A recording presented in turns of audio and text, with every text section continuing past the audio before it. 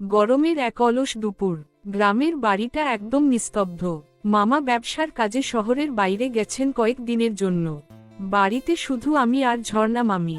মামির বয়স খুব বেশি হলেও 32 বা 33 হবে। টকটকে ফর্সা গায়ের রং, আর এক মাথা ঘন কালো চুল। মামি যখন হাঁটেন, তার পায়ের নুপুরের শব্দে আমার বুকের ভেতর কেমন একটা তোলপাড় শুরু হয়। আমি এবার ভার্সিটির ছুটি কাটাতে মামার বাড়িতে এসেছি, কিন্তু জানতাম না এই ছুটি আমার জীবনের মোড় ঘুরিয়ে দেবে। দুপুরবেলা আমি ড্রয়িং রুমে বসে বই পড়ছিলাম, কিন্তু বারবার মনটা রান্নাঘরের দিকে চলে যাচ্ছিল। মামি সেখানে দুপুরের খাবার গুছিয়ে রাখছিলেন। একটা পাতলা সুতির শাড়ি পরেছিলেন তিনি, যা তার শরীরে যেন লেপ্টেছিল। ঘামে ভেজা মামির ঘাড়ের কাছে ছোট ছোট চুলের গোছাগুলো এক অদ্ভুত নেশা তৈরি করছিল। আমি তৃষ্ণা মেটানোর নাম করে রান্নাঘরে গেলাম। মামি আমাকে দেখে মিষ্টি করে হাসলেন। কি রে নীল, জল খাবি? মামি যখন কথা বলেন, তার ঠোঁট দুটো যেন আপেলের মতো লাল হয়ে ওঠে। আমি বললাম, হ্যাঁ মামি, খুব তেজ পেয়েছে। আমি গ্লাসটা নিতে গিয়ে ইচ্ছে করেই মামির নরম আঙুলে আমার হাত ছোঁয়ালাম। মামি চমকে উঠলেন, কিন্তু হাতটা সরিয়ে নিলেন না। তার চোখের কোণে একটা লুকোনো হাসির রেখা আমি স্পষ্ট দেখতে পেলাম। দুপুরের খাবারের পর মামি নিজের ঘরে বিশ্রাম নিতে গেলেন। আমি আমার ঘরে ছটফট করছিলাম। সারা শরীরে এক ধরনের অস্থিরতা। আমি ধীরে ধীরে মামির ঘরের দরজার সামনে গিয়ে দাঁড়ালাম। দরজাটা ভেজানো ছিল, ভেতরে এসি চলছিল না, শুধু সিলিং ফ্যানটা খুব ধীরে ঘুরছিল। আমি উকি দিয়ে দেখলাম মামি খাটে আধশোয়া হয়ে আছেন। শাড়ির আঁচলটা মেঝের ওপর লুটোপুটি খাচ্ছে। মামির সেই উজ্জ্বল ফর্সা ত্বক আর শরীরের প্রতিটি বাঁক আমার হিতাহিত জ্ঞান কেড়ে নিল। আমি সাহস করে ঘরের ভেতর ঢুকলাম। মামি চোখ বুজেছিলেন, কিন্তু আমার পায়ের শব্দে চোখ খুললেন। নীল, তুই এখানে? আমি কোনো কথা না বলে মামির একদম কাছে গিয়ে বসলাম। তার শরীরের সেই মিষ্টি ঘ্রাণ আর দামি তেলের গন্ধ আমাকে পাগল করে দিচ্ছিল। আমি কাঁপা কাঁপা গলায় বললাম, মামি, আপনাকে আজ অনেক সুন্দর লাগছে। মামি লজ্জা পেয়ে একটু হাসলেন। পাগল ছেলে, কি সব বলছিস? আমি মামির নরম হাতটা নিজের হাতের মুঠোয় নিলাম। সত্যি বলছি মামি, আমি আর পারছি না। আর কোনো কথা না বলে আমি মামিকে জড়িয়ে ধরলাম।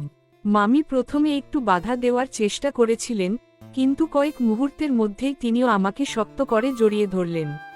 নিষিদ্ধ হওয়ার কারণে এই অনুভূতির তীব্রতা ছিল কয়েক গুণ বেশি। মামির শরীরের উত্তাপ আর আমার যৌবনের আবেগ মিলেমিশে একাকার হয়ে গেল সেই নিস্তব্ধ দুপুরে। খাটের ওপর তখন আমরা দুজন।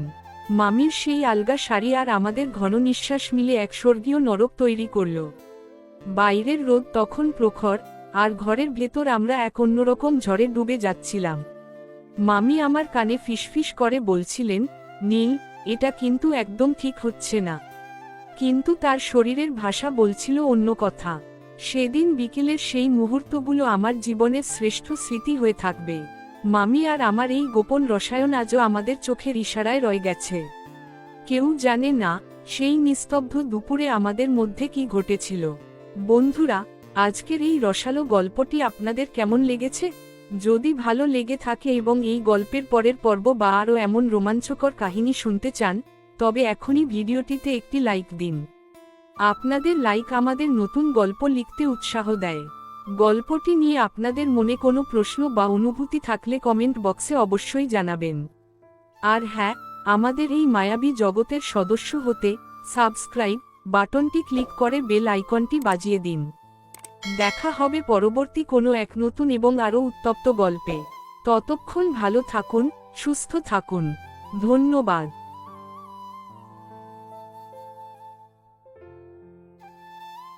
গরমের এক অলস দুপুর। গ্রামের বাড়িটা একদম নিস্তব্ধ।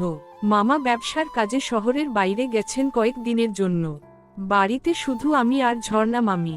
মামির বয়স খুব বেশি হলেও 32 বা 33 হবে। টকটকে ফর্সা গায়ের রং, আর এক মাথা ঘন কালো চুল। মামি যখন হাঁটেন, তার পায়ের নুপুরের শব্দে আমার বুকের ভেতর কেমন একটা তোলপাড় শুরু হয়। আমি এবার ভার্সিটির ছুটি কাটাতে মামার বাড়িতে এসেছি, কিন্তু জানতাম না এই ছুটি আমার জীবনের মোড় ঘুরিয়ে দেবে। দুপুরবেলা আমি ড্রয়িং রুমে বসে বই পড়ছিলাম, কিন্তু বারবার মনটা রান্নাঘরের দিকে চলে যাচ্ছিল। মামি সেখানে দুপুরের খাবার গুছিয়ে রাখছিলেন। একটা পাতলা সুতির শাড়ি পরেছিলেন তিনি, যা তার শরীরে যেন লেপ্টে ছিল। ঘামে ভেজা মামির ঘাড়ের কাছে ছোট ছোট চুলের গোছাগুলো এক অদ্ভুত নেশা তৈরি করছিল। আমি তৃষ্ণা মেটানোর নাম করে রান্নাঘরে গেলাম। মামি আমাকে দেখে মিষ্টি করে হাসলেন। কি রে নীল, জল খাবি? মামি যখন কথা বলেন, তার ঠোঁট দুটো যেন আপেলের মতো লাল হয়ে ওঠে। আমি বললাম, হ্যাঁ মামি, খুব তেজ পেয়েছে। আমি গ্লাসটা নিতে গিয়ে ইচ্ছে করেই মামির নরম আঙুলে আমার হাত ছোঁয়ালাম। মামি চমকে উঠলেন, কিন্তু হাতটা সরিয়ে নিলেন না। তার চোখের কোণে একটা লুকোনো হাসির রেখা আমি স্পষ্ট দেখতে পেলাম। দুপুরের খাবারের পর মামি নিজের ঘরে বিশ্রাম নিতে গেলেন। আমি আমার ঘরে ছটফট করছিলাম। সারা শরীরে এক ধরনের অস্থিরতা। আমি ধীরে ধীরে মামির ঘরের দরজার সামনে গিয়ে দাঁড়ালাম। দরজাটা ভেজানো ছিল, ভেতরে এসি চলছিল না, শুধু সিলিং ফ্যানটা খুব ধীরে ঘুরছিল। আমি উকি দিয়ে দেখলাম মামি খাটে আধশোয়া হয়ে আছেন। শাড়ির আঁচলটা মেঝের ওপর লুটোপুটি খাচ্ছে। মামির সেই উজ্জ্বল ফর্সা ত্বক আর শরীরের প্রতিটি বাঁক আমার হিতাহিত জ্ঞান কেড়ে নিল। আমি সাহস করে ঘরের ভেতর ঢুকলাম। মামি চোখ বুজেছিলেন, কিন্তু আমার পায়ের শব্দে চোখ খুললেন। নীল, তুই এখানে? আমি কোনো কথা না বলে মামির একদম কাছে গিয়ে বসলাম। তার শরীরের সেই মিষ্টি ঘ্রাণ আর দামি তেলের গন্ধ আমাকে পাগল করে দিচ্ছিল। আমি কাঁপা কাঁপা গলায় বললাম, মামি, আপনাকে আজ অনেক সুন্দর লাগছে। মামি লজ্জা পেয়ে একটু হাসলেন। পাগল ছেলে, কি সব বলছিস? আমি মামির নরম হাতটা নিজের হাতের মুঠোয় নিলাম। সত্যি বলছি মামি, আমি আর পারছি না। আর কোনো কথা না বলে আমি মামিকে জড়িয়ে ধরলাম। মামি প্রথমে একটু বাধা দেওয়ার চেষ্টা করেছিলেন, কিন্তু কয়েক মুহূর্তের মধ্যেই তিনিও আমাকে শক্ত করে জড়িয়ে ধরলেন। নিষিদ্ধ হওয়ার কারণে এই অনুভূতির তীব্রতা ছিল কয়েক গুণ বেশি।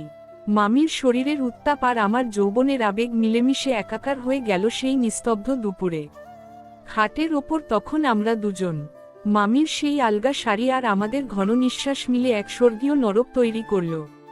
বাইরের রোদ তখন প্রখর, আর ঘরের ভেতর আমরা এক অন্যরকম ঝড়ে ডুবে যাচ্ছিলাম। মামি আমার কানে ফিসফিস করে বলছিলেন, নীল, এটা কিন্তু একদম ঠিক হচ্ছে না।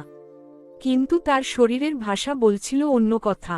সেদিন বিকেলের সেই মুহূর্তগুলো আমার জীবনের শ্রেষ্ঠ স্মৃতি হয়ে থাকবে। মামি আর আমার এই গোপন রসায়ন আজও আমাদের চোখের ইশারায় রয়ে গেছে। কেউ জানে না সেই নিস্তব্ধ দুপুরে আমাদের মধ্যে কি ঘটেছিল। বন্ধুরা, আজকের এই রসালো গল্পটি আপনাদের কেমন লেগেছে? যদি ভালো লেগে থাকে এবং এই গল্পের পরের পর্ব বা আরও এমন রোমাঞ্চকর কাহিনী শুনতে চান, তবে এখনই ভিডিওটিতে একটি লাইক দিন। আপনাদের লাইক আমাদের নতুন গল্প লিখতে উৎসাহ দেয়। গল্পটি নিয়ে আপনাদের মনে কোনো প্রশ্ন বা অনুভূতি থাকলে কমেন্ট বক্সে অবশ্যই জানাবেন। আর হ্যাঁ, আমাদের এই মায়াবী জগতের সদস্য হতে সাবস্ক্রাইব বাটনটি ক্লিক করে বেল আইকনটি বাজিয়ে দিন। দেখা হবে পরবর্তী কোনো এক নতুন এবং আরও উত্তপ্ত গল্পে। ততক্ষণ ভালো থাকুন, সুস্থ থাকুন। ধন্যবাদ।